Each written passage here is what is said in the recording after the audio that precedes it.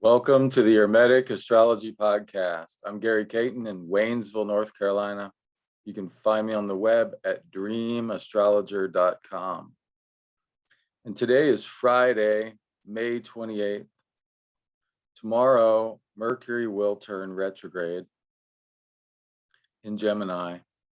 And there's reason to think that this might be the most difficult of the three retrograde passages for this year.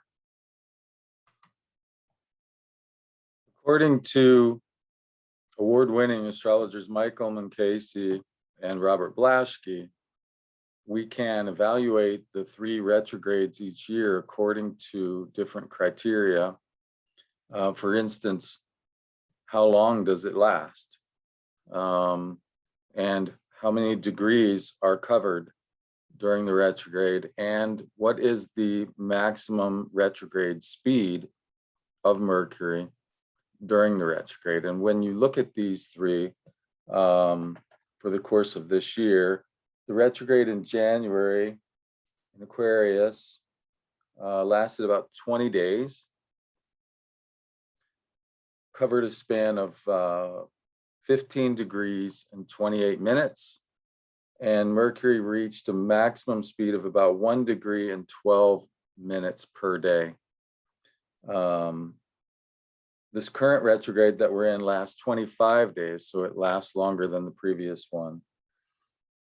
Mercury only covers about 8 degrees and 35 minutes of arc in that time, and so the maximum speed of Mercury at Cazimi is 0 degrees, 33 minutes, much slower than previously. So, and then the third one in Libra is more like the first one, more or less, lasts 22 days, covers 15 degrees, 20 minutes, and speed is 1 degree, 11 minutes per day. So because this one lasts the longest, covers the least degrees, and has the slowest speed, it's expected that this will be the most difficult of the three this year, according to that theory anyways. And it makes sense. Slowness is not something that we expect of the fleet-footed messenger god Mercury. Slowness is not something that's pleasurable, oftentimes with respect to communication and movement. It's sometimes necessary, but not necessarily pleasurable. And so, yeah, some people might be having a hard time. And I would guess that if you're having a hard time, a good bit of that has to do also with the inherent duality that is really in stark contrast in the sign of Gemini. I was recently on Adam Summers' podcast, Holes to Heavens, and we were talking about the duality of mortal, immortal for the Discorsi, the twins. There was one mortal twin and one immortal twin, and how that, I talked about how that is reflective of the Hermetic notion that we humans are all made of those two twins. We have an immortal nature that is capable of sort of conceiving of and or even perhaps approaching or intermingling with the divine. We have moments of transcendence where we're capable of at least perceiving the divine, perhaps even speaking with the divine. And yet most of our life is spent in a much more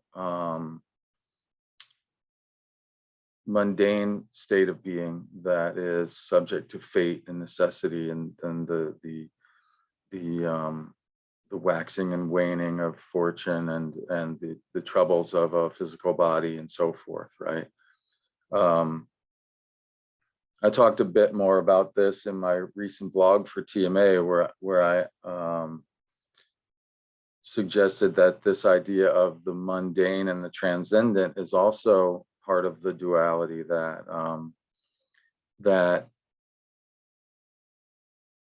that just because there's a mundane problem that is presenting itself to us during the retrograde, you know, a lot of people, you know, they'll get upset because things don't go right, and oh, it's because of the retrograde.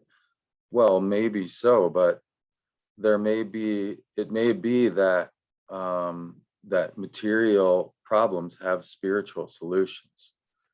In other words, it may be that you're being moved by material forces that have their roots in the spiritual, in the transcendent, and so that rising above the problem is really the key to solving the problem, or being willing to solve the problem might give you some access to something more transcendent, you see.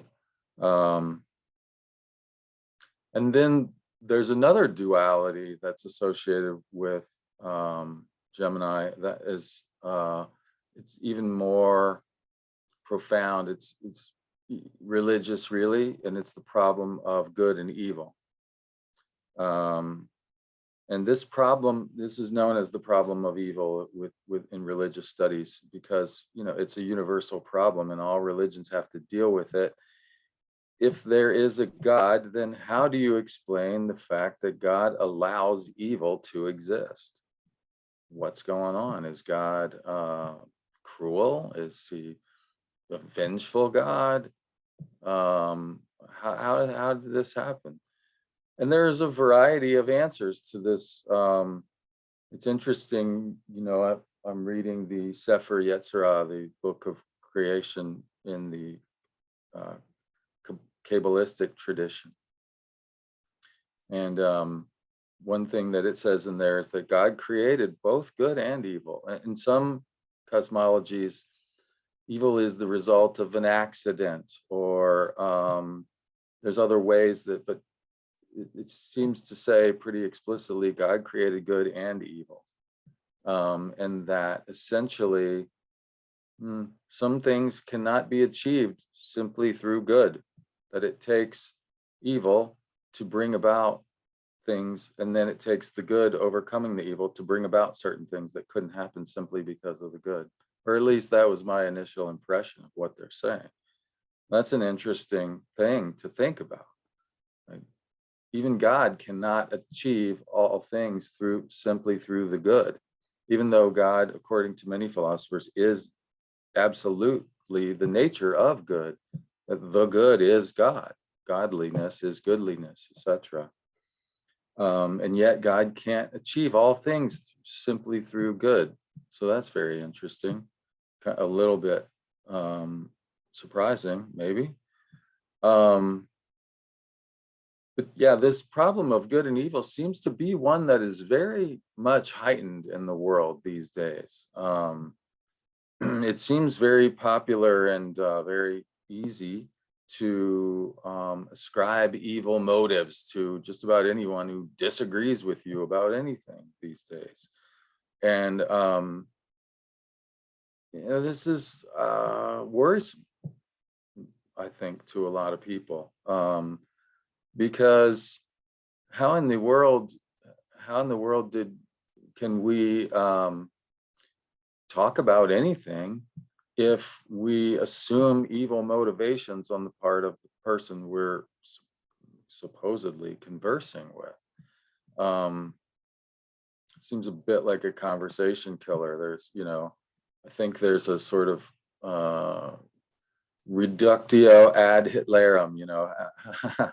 How long does it take in an argument before the opposing arguer gets compared to Hitler, you know, or who knows what?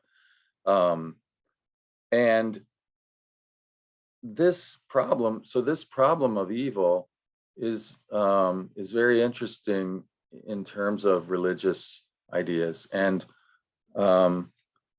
there's some roots of previous cosmologies that lead up to Hermeticism. Really is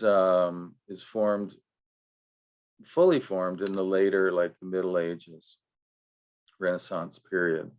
And it has its roots in the Hellenistic period for sure, but there are even earlier cosmologies that have some really interesting ways of dealing with this problem of evil and this duality of good and evil that are very interesting, that I want to talk about a little bit. And basically because if we look at the path of Mercury in the sky, what I have come to call the retrograde loop, and there are different shapes that Mercury will trace through the sky depending on where it is, where the retrograde is happening, and in particular the relationship of that place where the retrograde is happening to the nodes of Mercury. And this is true, I have discovered, and so far as I know, I'm the first one to talk about this, that these shapes are directly related to the location of the retrograde vis-a-vis the nodes. This is true for all the planets. And when the planets cross the ecliptic, they are more directly influencing the Earth plane. In fact, they are crossing the Earth plane. The ecliptic is the plane of the Earth around the sun. And we could see that very clearly last year when Jupiter and Saturn, as they do only every 30 years, both crossed the ecliptic.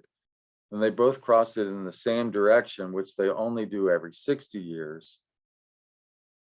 And then all the other planets were crossing the ecliptic in the same year. And this happens very rarely. Just how rarely, I haven't done all the math, but it's very rare. And to me, it was quite clear that all these planets crossing the ecliptic was extremely disruptive to normal, you know. Last year was anything but normal. It was probably the most abnormal year that I've spent on the planet. And so there's a couple things about these retrograde loops that stand out. That there's different shapes. Some of them go from south to north. Some of them, as this one does, go from north to south. That's interesting and worth talking about, I think, and we're going to talk about in a minute. And this idea of crossing the ecliptic is, I think, very important also. So let's go ahead. I'm going to, and by the way, if you're just listening into the podcast, I invite you to check out the podcast channel on YouTube, because you can see some of these visuals that I'm going to be sharing here in the video version. So because this retrograde is happening in Gemini, and Mercury's north node is in Scorpio, south node is in Taurus. So Mercury is past the south node in Taurus, moving towards the north node in. So this is a north to south loop. And I can show that entire map for the whole dealio, but maybe another time. The point is that Mercury starts out up here above the ecliptic, and we can see here this is against the backdrop of the constellations. So it's against the backdrop of the constellation of Taurus. Above we have Auriga, the charioteer. Below we have Orion, and to the left we have the twins. And this is interesting. I've shown this whole context because this is interesting that these constellations are arranged in this way to begin with, specifically because as Mercury crosses the ecliptic in this loop, it does so directly between the horns of the bull. So Mercury's crossing the ecliptic in a downward fashion, which is to say at its geocentric south node. So something is passing away. And it's happening in between these two horns of the bull. So there's these horns, these piercing weapons that are grabbing the bull by the horns, that are formidable obstacles to dealing with material reality, right? in fact, the Jason had to deal with fire-breathing bulls that guarded the golden fleece, for instance. Human beings hunted aurochs when we, first started putting paintings on the cave walls and stuff. So this is an ancient struggle, and that's being invoked. That it was, the source of a religion, actually, Mithraism, right? The whole tauroctony and so forth. So Mercury is crossing the ecliptic plane right between the horns of the bull. Now, this is significant because if you've studied the outer planet discovery charts, and I alluded to this in the last podcast, I wanted to talk about this. This is the same spot, the exact same place where Herschel thought he saw a comet. Turns out, with the help of the great comet hunter Messier, who said, dude, not a comet, and the rest of the community who said, hey, I saw something over there too. It was a while back, and well, I saw something near there, and they put all these, I thought I saw a rabbit together, and no, I didn't see a comet. We saw a planet. So that's how Uranus was discovered. So it's kind of ironic that Herschel gets credit for discovering the planet, because he didn't. He saw something, and the community discovered that it was a planet. At any rate, the discovery happened with Uranus in the same place where Mercury is crossing the ecliptic. And in fact, Uranus was crossing the ecliptic at the time. This is remarkable in and of itself, that Uranus was discovered as it was crossing the ecliptic, because, as I say, as a planet's crossing the ecliptic, it's injecting its energy directly into the Earth plane, you see? So as Uranus is injecting its energy into the Earth plane, as it does, every 42 years, because it's got a north and a south node. In this particular time, somebody happened to be gazing up at that part of the heavens with a telescope and made note of it, and we have this discovery. So at its most basic, for me, Uranus is a planet of modern technology because it was the first planet discovered by modern technology, right? Galileo popularized the spyglass and turned it into an astronomical instrument. And then Herschel used that technology, extended it, and really not just extended the technology, but extended the known universe past the limits of Saturn. This is remarkable because the chart, if we look at the chart that we're used to looking at, the chart for this discovery is very different than you hear people talk about Uranus. Again, to me, very simple, it's a planet of modern technology. But you hear all kinds of things attributed to Uranus that make me go, how, why? Because if you look at the discovery chart, Uranus was discovered in the sign of Gemini at a time, we know approximately the hour. We don't know the exact time. I've set this chart for the middle hour. It was somewhere between 10 and 11 p.m.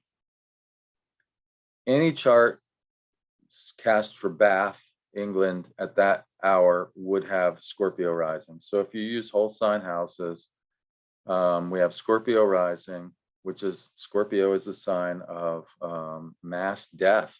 It's the time of year where everything is dying in the Northern Hemisphere. And Uranus is in the 8th house.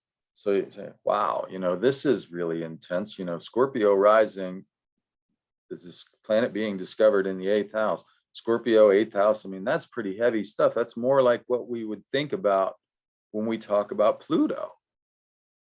And yet it's Uranus.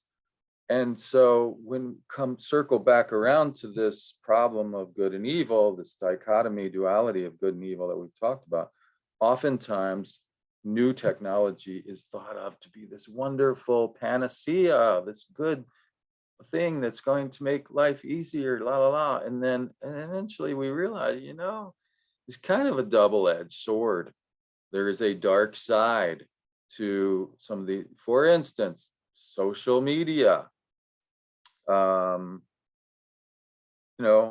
Yeah, there's a lot of cool things about it and all that. And then, we realize, oh my, like there's a dark side, makes people feel like shit sometimes. And it can be used for manipulation and censorship and all this other crazy stuff, So I think there's a really interesting thing going on here with respect to this Uranus discovery chart that's clearly, to me, it's highlighting the dark side, because if you look at the chart, and by the way, it's 13 March 1781, 10:30 p.m. Bath, England, right? Mars is opposing Uranus, a Mars-Saturn conjunction. So the two malefics that are in the stars that mark the tail of the scorpion. So this stinging, poisonous thing with two malefics opposing the planet that's being discovered in a T-square to the sun. I mean, this is some pretty heavy duty. This is a heavy chart, man. It's not no love and light about it, as far as I can tell. There is some love and light, actually, if you dig a little bit. But at first glance, I don't see love and light. I see, whoa, man, this is some heavy. I see, you know what I see? I'm reminded of what Oppenheimer said when he saw the bomb go off. What he said was, from the Bhagavad Gita, now I am become death, destroyer of worlds. And that first bomb was made of uranium, which was discovered, 7-8 years after Uranus was discovered, so thus the name. So I don't necessarily want to get down this whole thing of just like making technology out to be simply evil, because it's not. It makes our lives easier in a lot of ways and more fun. And there's a lot of good about technology, but I think it's really important to recognize that technology, never and always are pretty strong words, but usually, almost always, maybe even, has a dark side. And we often discount that dark side. It's interesting because if we look at this loop that Mercury is making, we can see, we'll zoom in on the loop here. We can see that Mercury's going, and notice how this line here is the ecliptic plane. Mercury's going along, not on the ecliptic, but relatively parallel to the ecliptic, just on and then all of a sudden, the bottom drops out, right? And right as the bottom starts to drop out, you can see there's a marker here for May 23rd, one day after that. This is about the time where the curve starts to go down. And this is what I've said all along, that the actual shape of the loop tells us when things are about to happen. And sure enough, May 24th, the President of the United States comes out and says, what? He says that, hey, guess what? Maybe we should take a look at this theory that COVID was an accidental release from a lab experiment, which also means maybe it's actually human created, right? Because they were in there monkeying around with these viruses. And evidently there's some intelligence that came out in January, which for some reason we're just now dealing with. It says, hey, some people that worked at that lab got sick and had to go to the hospital before this whole thing came out that there was a virus in the same area. It looks bad. It looks curious, certainly. And a bunch of scientists signed a letter saying, hey, we need to look at this. But, what's interesting, this is definitely a reversal. As Mercury is about to reverse course, there is a clear reversal in policy, because pretty much everybody had been saying, nah, it's naturally occurring, in no way it came from a lab, blah, blah, blah, right? Now all of a sudden, well, maybe we need to look into this lab thing. A year after we could have been looking into the lab thing, you know, which is like, I don't get it. But well, I mean, you know, the easiest way to get it is to say, well, yeah,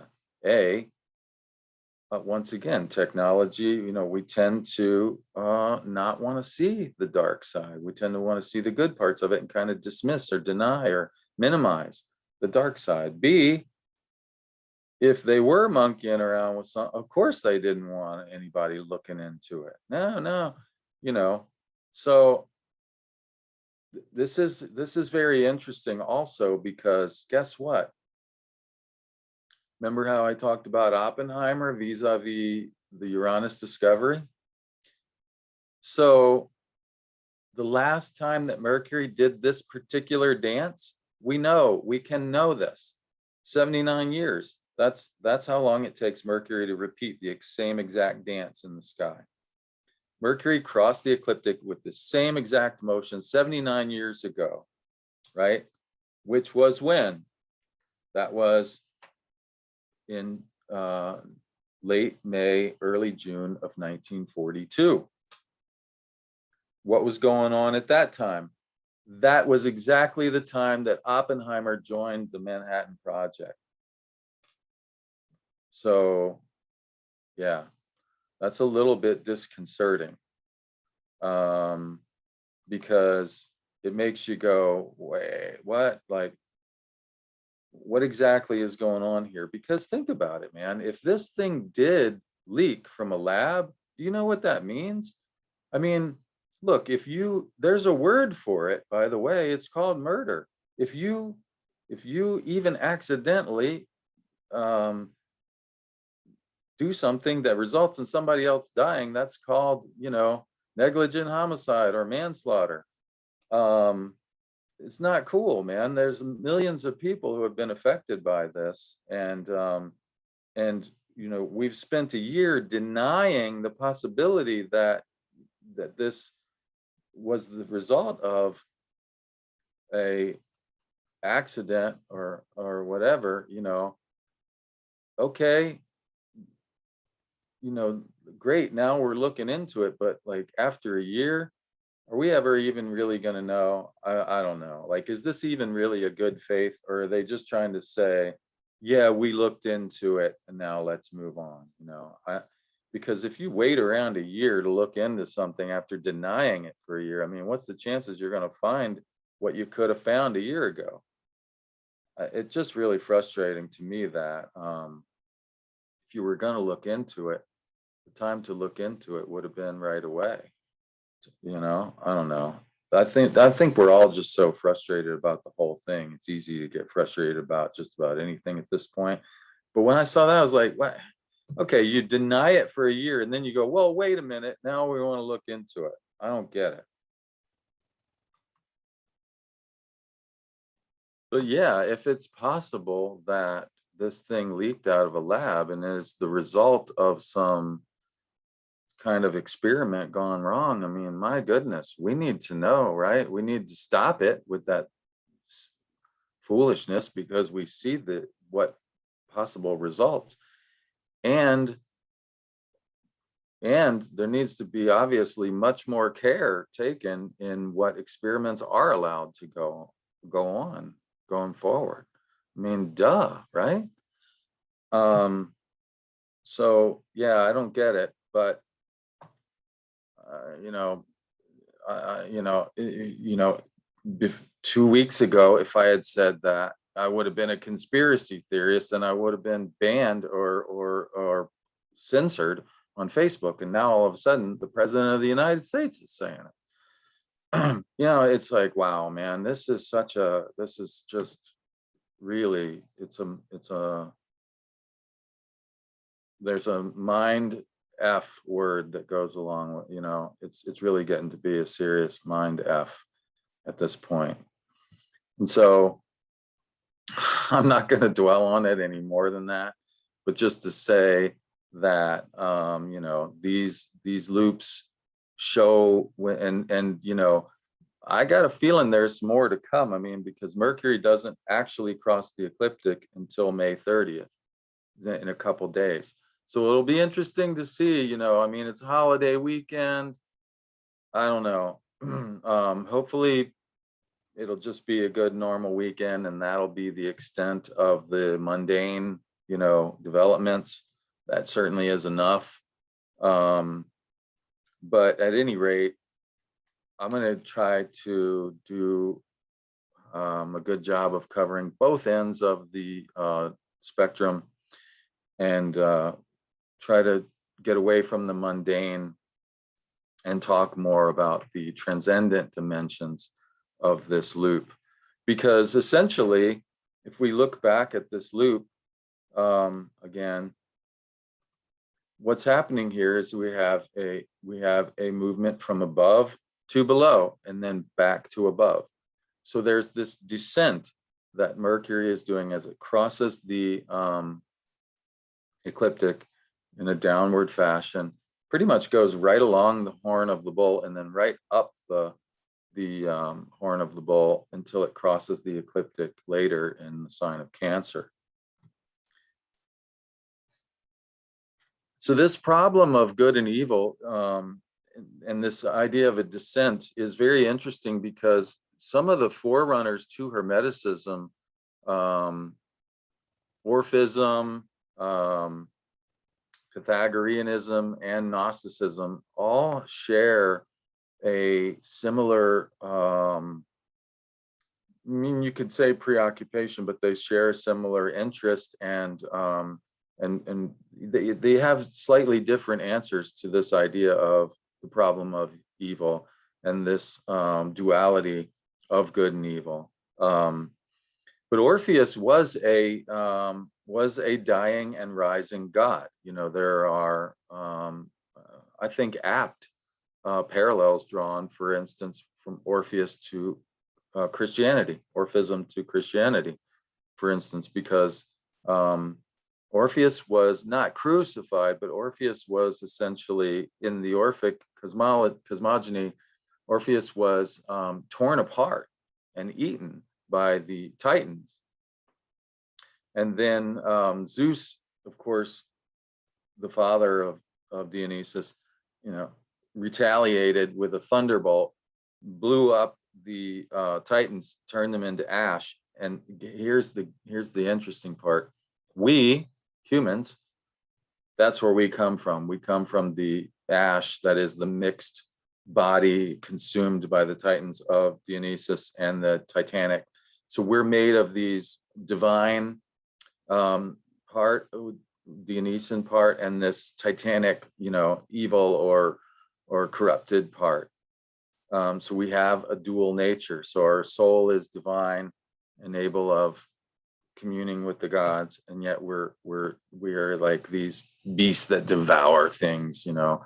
And it's pretty interesting. I mean, you know, it's pretty simple to me if you think about it in terms of chakras. You know, Joseph Campbell talks about this, that the heart chakra is located in the middle, right?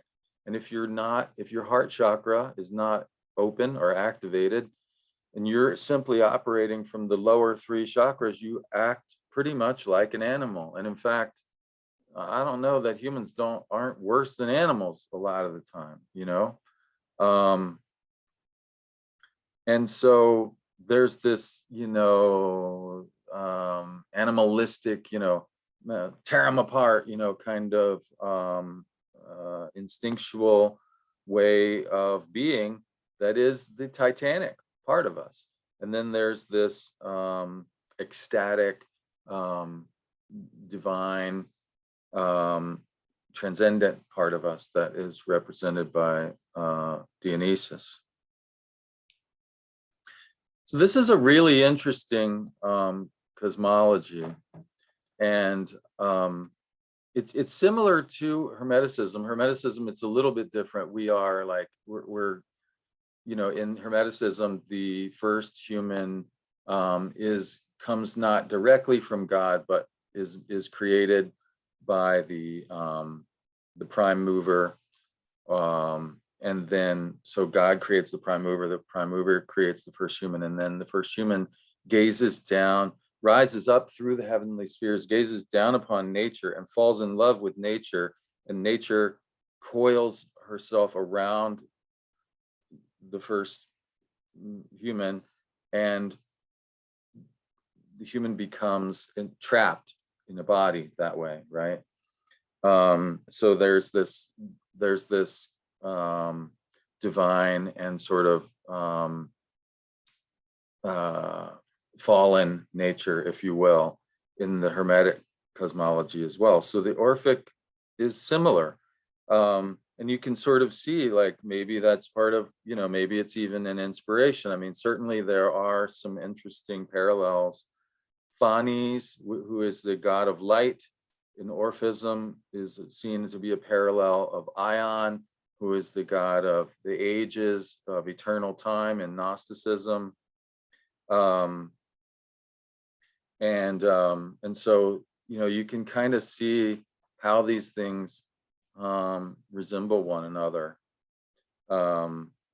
And so if we just go back to Orphism for a minute, though, it's interesting because we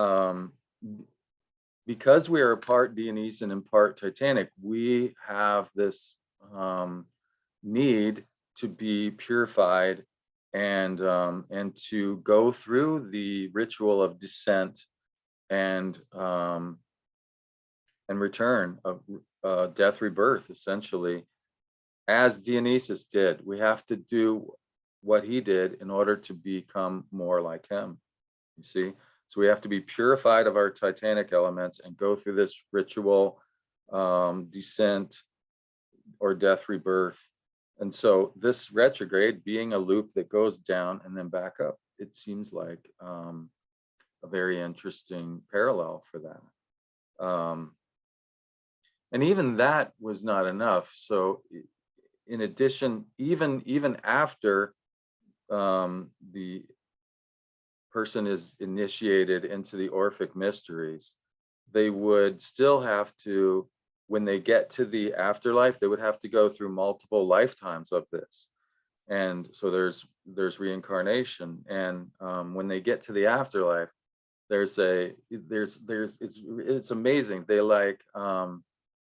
They have these tablets that they're buried with that have the password to get into heaven, essentially. And you have to remember to tell the gods of the underworld when you get there, I'm a child of earth and the starlit sky. So in other words, I am dual nature. I am Titanic and Dionysian. There's other parts to it, but that's really the basis of it. And the whole idea is that rather than drink from the river of forgetfulness, and then you're reincarnated without any memory of your previous lives, you want to also ask to drink from the pool of Mnemosyne, memory, so that you can remember who you are, and you can remember the lessons, and you can progress on the path, you see? So this is really, really interesting to me because I had a really intense experience last year where I was out on the Parkway, and this is in the midst of the whole lockdown craziness and everything, and so the Parkway's closed, and I'm literally I drive up to the gate, Parkway's closed, I bike back in like a few miles, and there's no one else parked there. There was somebody else parked on the other side. So I'm guessing I was at least 3 or 4 miles from the next human. I mean, I was seriously social distance at this point. And so, you're out there by yourself in nature, and there's this quiet and this peacefulness, and I'm setting up my camera, and I'm looking up at the sky just to get my bearings, because I'm trying to get a photo of the Jupiter-Saturn conjunction. And as I look up, just sort of glance up, I feel as if there's something looking back at me. And it's as if the two stars that I was trying to photograph are now one. They're a pair of eyes, and they're looking back at me. And I was like, wow. I mean, I literally fell down to my knees and was like, whoa. And this being told me that the best name to call it by it was Ion. And it convinced me that I was not in trouble. I didn't need to be afraid, that it wanted to help me and in fact protect me. And I got 3 messages from Ion, and one of them was, the first one was be yourself, which turned out to be a lot harder than I realized, because when you're constantly reacting to the world, you're not being yourself. And I found myself like really reactive, and I was like, what the heck is this? And I was convincing myself that just go with it, be reactive, baby, be your, don't, no filter.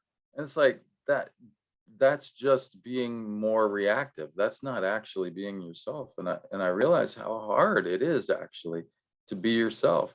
And the next time that I encountered this being, I told him, man, I'm sorry, I failed you. Like, this thing about being myself, like I don't think I managed very much of it. And the thing he had to say, it's like he paused and very firmly, but sort of gently at the same time, said, remember who you are.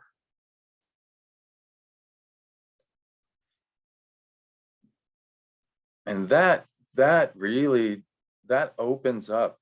I'm still unpacking that, because remember who you are, right, from a hermetic perspective. Oh, I'm a spiritual being having an earthly experience, right? So I got it right away. I knew, well, first of all, remember who you are.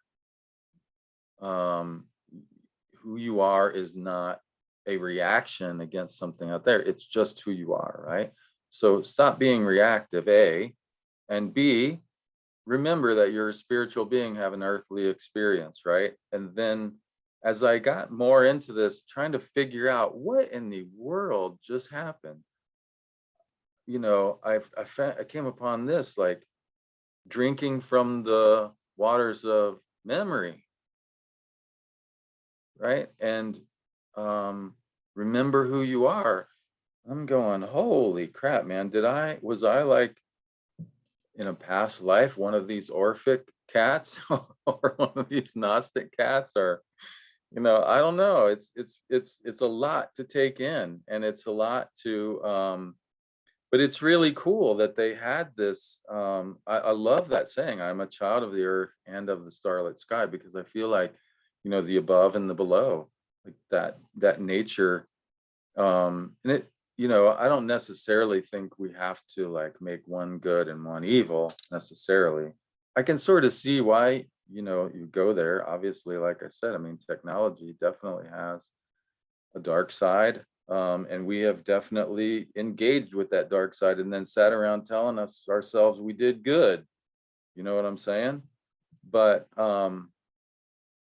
yeah, I get it. Like, and I think it's really beautiful. Cosmology, um, and I feel like this descent and return.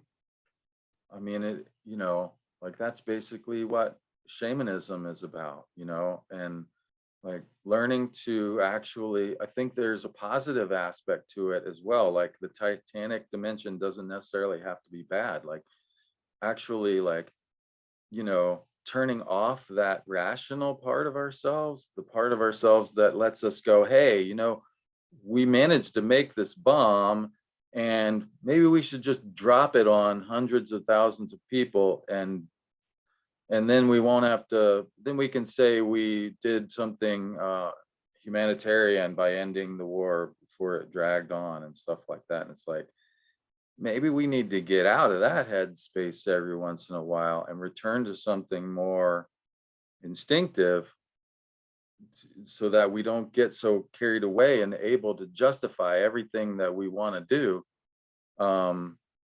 with some kind of rationalization.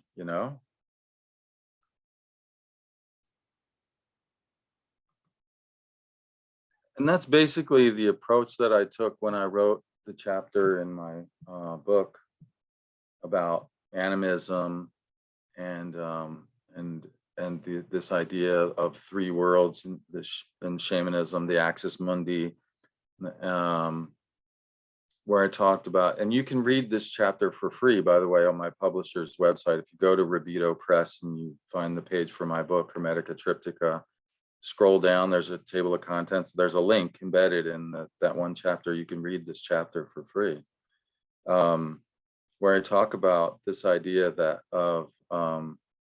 my publisher, Aaron Cheek, his favorite philosopher, Gebser, talks about this new kind of consciousness that may be available to humans. And he calls it the integral consciousness. And he talks about how integral means integrated.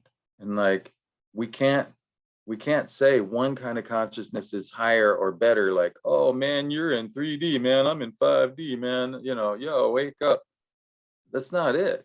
Actually, integrating all the consciousnesses together is how you get to this new level, according to this cat. So doing this descent is necessary and fundamental to this integration, you see. So rather than just saying, oh, this Titanic part, we got to, purify that. Yeah, we do have a lot of purification to do, because as I said, we can justify just about anything in the name of whatever. And that's really, tear them apart, it's pretty literally what the Titans did.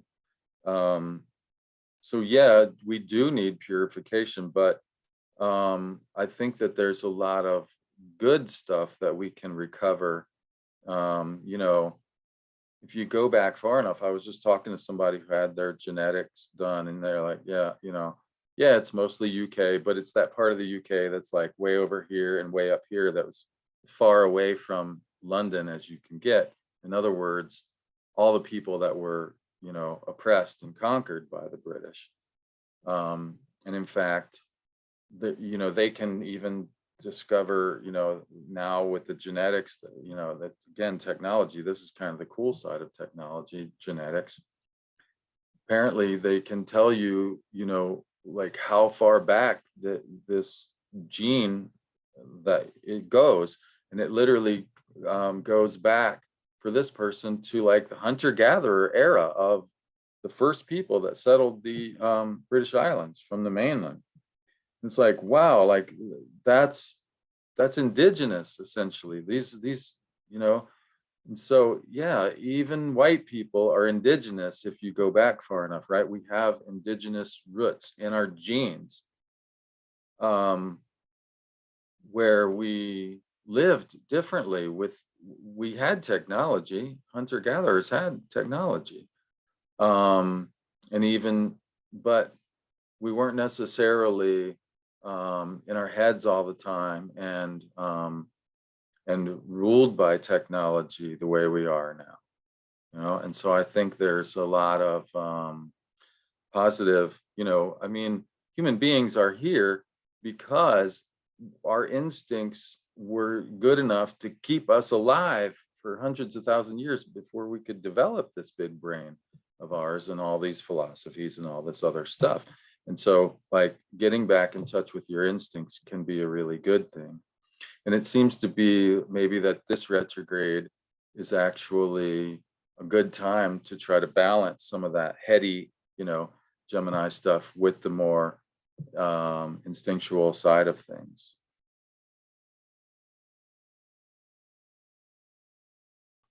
Recording in progress.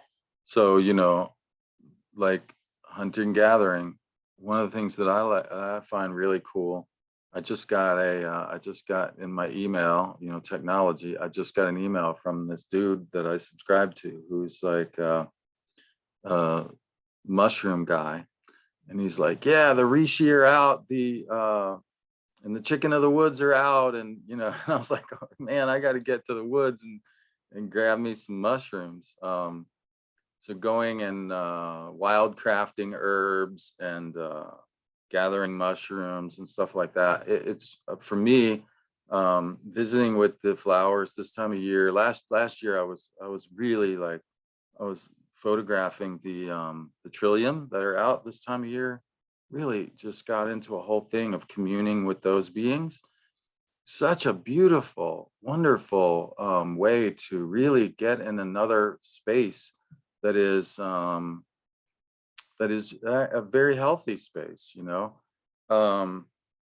So yeah, I'm hoping to go out and get me some chicken of the woods and have some mushroom soup or stew or something here pretty soon. And I encourage all of you to think about trying to do the same during this retrograde. But yeah, if we want to honor briefly the headspace a little bit more before we go, I think it's really interesting that also that, you know, it's in the first part of this retrograde when we look at this loop. Like I said, the most rapid state of change is actually in the first part. And then when Mercury stations direct, it kind of, there's this slow, steady ascent. So it's kind of a rapid descent. It's like, whoa.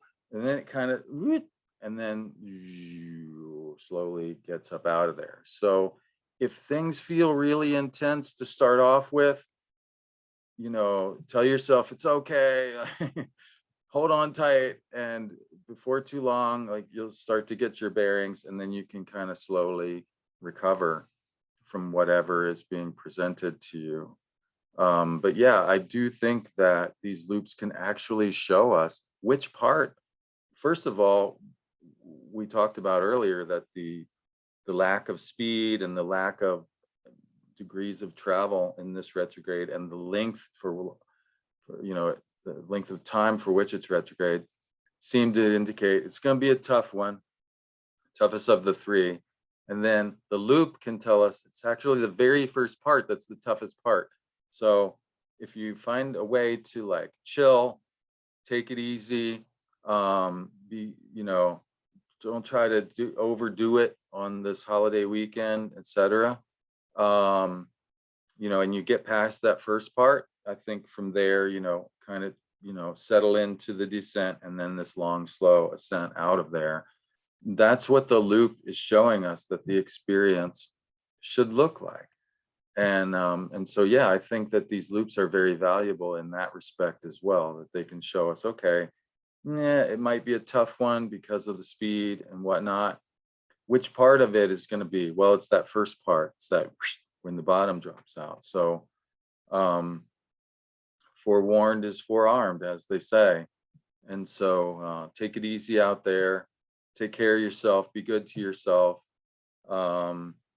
And hopefully by the time that Mercury stations retrograde, we'll be like, all right, I got this. I'm on my way back up. And now here's an interesting part while we're talking about Orpheus. Remember, he went to the underworld to retrieve his lady, Eurydice, and he was told, all right, like you're an intrepid traveler, man. You got down here, you came down here where no one else has come. And so we're going to give you what you came for. But here's the thing, don't look back. And what did he do? He looked back.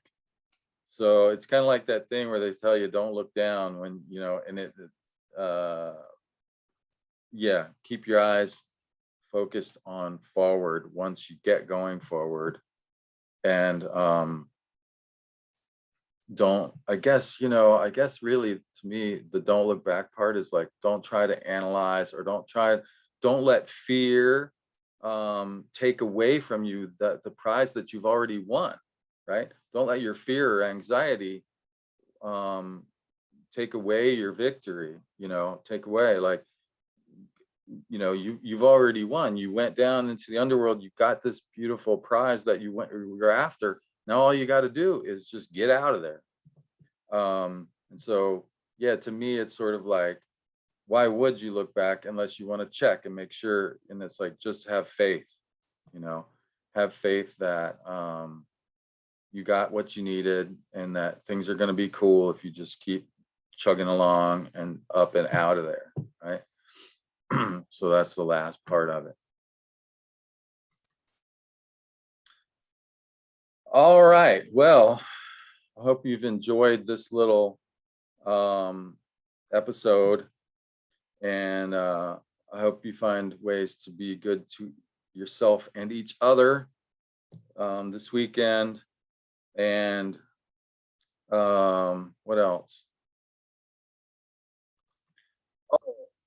Oh, I just put out the June Hermetic Magic report. So, and you know, the first couple weeks are pretty much still within the eclipse window. So there's nothing really at the beginning of the month. So you've got plenty of time if you want to check that out to get on board with that and get on the list. I put those out every month. We've got some really interesting stuff coming up in June. We've got some Jupiter in Pisces elections, which is really nice. We've got Mercury in Gemini. We've got the moon in Cancer. We've got Venus in Cancer. We've got an amazing election for the fixed star Famalo, which basically means mouth of the fish, the southern fish, Pisces austrinus, the single fish. And if you go out in the early morning and you see Jupiter is really bright now. You can't miss it. Just look below Jupiter and you'll see Famalo. They're lined up, and they're moving towards. By the time of this election, Jupiter and Famalo will be lined up right on the midheaven at dawn. So there's a wonderful election, and I'm going to be making some. I ordered some really nice silver coins that have the Greek fish. They're from the Franklin Mint Good Luck Metal series. So I'm going to be doing some really fine metal talismans for that, and those are available exclusively to members. So if you want to find out more about that, check out the rest of the report. Go to my website, dreamastrologer.com, and check out the membership page, special offers page, and you'll see there's various ways to get involved. All right. Thanks for tuning in. And until next time, bright blessings of Jupiter in Pisces as it comes into alignment with Famalo, the watcher of the South. All right. Thanks for tuning in. See you next time.